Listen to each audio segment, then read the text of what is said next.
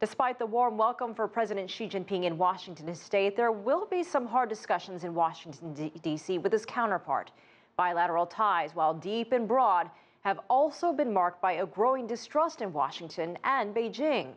Nathan King has more on the current state of relations between the world's two largest economies. When China and the U.S. work together, it can have a global impact, like the historic climate change deal inked last November in Beijing. And as the visit by President Xi is in full swing, both U.S. and Chinese officials see more potential. We can take our partnership global. We do share this responsibility. Aside from this global responsibility, when national interests are at stake, however, there are tensions. China maintains the U.S. is trying to insert itself into South China Sea sovereignty disputes in support of its allies, and Beijing continues to warn the U.S. about close-in reconnaissance flights off the Chinese coast. The U.S. accuses Chinese interests of industrial cyber espionage and has threatened sanctions, and both sides complain about the lack of access to each other's economy.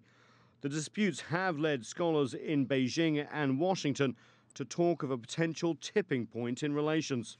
I think one of the significant change maybe is the perception.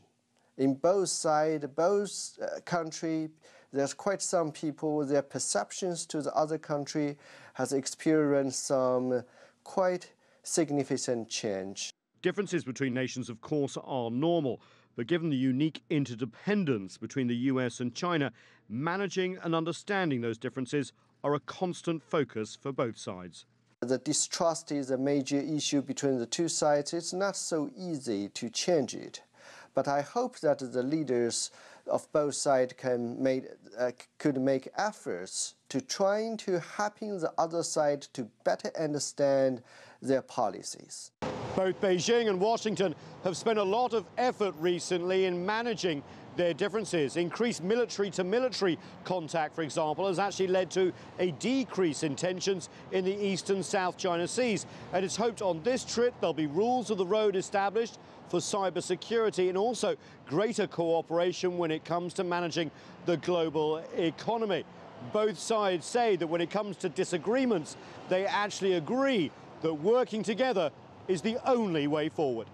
Nathan King, CCTV, Washington.